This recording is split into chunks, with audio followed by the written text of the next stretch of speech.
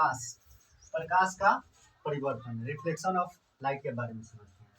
प्रकाश का परिवर्तन क्या होता है? तो किसी बिंदु स्रोत से आकर किसी सतह से टकराकर लौट जाता है तो उसे प्रकाश का परिवर्तन कहते हैं। किसी बिंदु स्रोत से आती प्रकाश की किरण किसी सतह से टकराकर लौट जाती है तो उसे प्रकाश का परिवर्तन कहते हैं, रिफ्लेक्शन ऑफ लाइट। अब प्रकाश के परिवर्तन के कितने नियम होते हैं इसके बारे में समझते हैं कि प्रकाश के परिवर्तन के कितने नियम होते हैं। तो प्रकाश के परिवर्तन के दो नियम होते हैं। प्रकाश के परिवर्तन के दो नियम होते हैं। एक में है आपतित किरण, परावर्तित किरण तथा आपतन बिंदु पर डाला गया लंब, तीनों एक ही तल में होते हैं, एक ही सतह पर होते हैं। आपतित किरण, परावर्तित किरण और आपतन बिंदु पर डाला गया जो लंब होता है वो तीनों एक ही तल में होते हैं। दूसरा है आपतित किरण परावर्तित किरण बराबर होता है। आपतित किरण और परावर्तित किरण क्या होता है? बराबर होता है। आपतित किरण किसे कहते हैं? तो किसी बिंदु स्रोत से आने वाली किरण को आपतित किरण कहते हैं। किसी बिंदु स्रोत से आने वाली किरण को आपतित किरण कहते हैं। जो भी किरण आता है किसी भी सतह से, किसी भी स्रोत से, उसे आपतित किरण कहेंगे। आगे है परावर्तित किरण किसे कहते हैं? तो किसी बिंदु सतह से टकराकर लौटने वाली किरण को परावर्तित किरण कहते हैं। किसी बिंदु सतह से जो टकराकर लौटता है उसे परावर्तित किरण कहते हैं। अभिलंब 3 नंबर में आ जाएगा। अभिलंब किसे कहते हैं?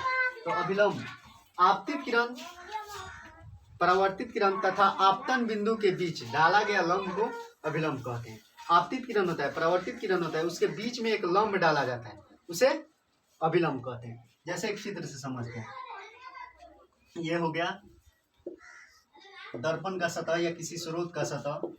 इस पर इधर से कोई प्रकाश आएगा, ठीक है, प्रकाश आया इधर से और दर्पण से टकराया या किसी सतह से टकराया, और टकराने के बाद उतना ही पर वो क्या हो जाता है? लौट जाता है। टकरा कर दूसरे ओर फोकस भेज देगा तो ये आने वाला, ये प्रकाश आया तो इसे आपतित किरण कहेंगे। इधर से प्रकाश आया तो इसे आपतित किरण, इधर से लौट गया तो इसे परावर्तित किरण। और बीच में अगर देखेंगे तो ऐसे ऐसे बीच में क्या है? ये लंब बनता है, इसी लंब को अभिलंब कहेंगे। इधर से आया प्रकाश तो आपतित किरण, आने वाली किरण को आपतित किरण कहेंगे, और लौट कर जो चला जाता है उसे परावर्तित किरण कहेंगे। अब बीच में जो ये लंब बना, लंब, इसे अभिलंब कहेंगे। इसमें भी दो चीज बनता है, इधर से एक कोण बन रहा है, इधर से एक कोण बन रहा है, ठीक है।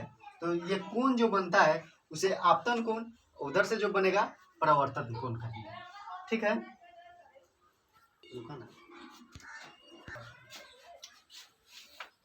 आपतन कोण अभी बताए थे, ये आने वाली किरण है और ये टकराकर लौटने वाली किरण। आने वाली किरण को क्या बोलेंगे? आपतित किरण है। ये लौट जा रही है तो इसको परावर्तित किरण।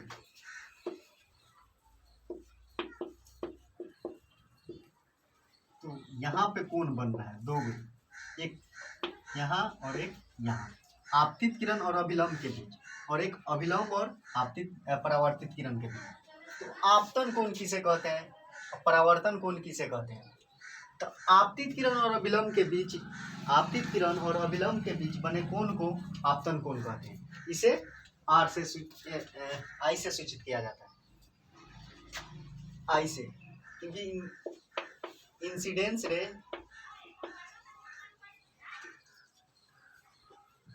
आपतित किरण होता है। तो यहाँ पे जो कोण बना, ये जो कोण बन रहा है आपतित किरण और अभिलंब के बीच, तो ये कौन सा एंगल है? इंसिडेंस एंगल है, इसलिए इसे आई से सूचित किया जाता है। परावर्तन कोण किसे कहते हैं? तो परावर्तित किरण और अभिलंब के बीच, परावर्तित किरण और अभिलंब के बीच जो ये कोण बन रहा है, ये वाला जो कोण बन रहा है उसे परावर्तन कोण कहेंगे। परावर्तन कोण इसका रिफ्लेक्टिव होगा। आगे है प्रतिबिंब। प्रतिबिंब क्या होता है? इमेज या छाया रहता है ना, परछाई, उसी को प्रतिबिंब कहा जाता है, परछाई को। तो किसी बिंदु स्रोत से आती प्रकाश के किरण परावर्तन के बाद, किसी बिंदु स्रोत से आती प्रकाश की किरण परावर्तन के बाद जिस बिंदु पर मिलती है या मिलती हुई प्रतीत होती है, किसी भी बिंदु पर मिले या मिलता हुआ प्रतीत हो लगे कि मिल रहा है, उसे प्रतिबिंब कहेंगे।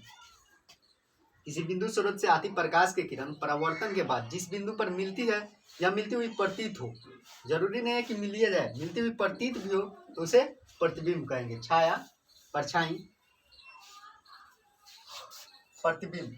प्रतिबिंब कितने प्रकार के होते हैं? तो प्रतिबिंब दो प्रकार के होते हैं। प्रतिबिंब दो प्रकार के होते हैं, एक वास्तविक प्रतिबिंब होता है, दूसरा का आभासी प्रतिबिंब। आभासी को काल्पनिक भी कहा जाता है।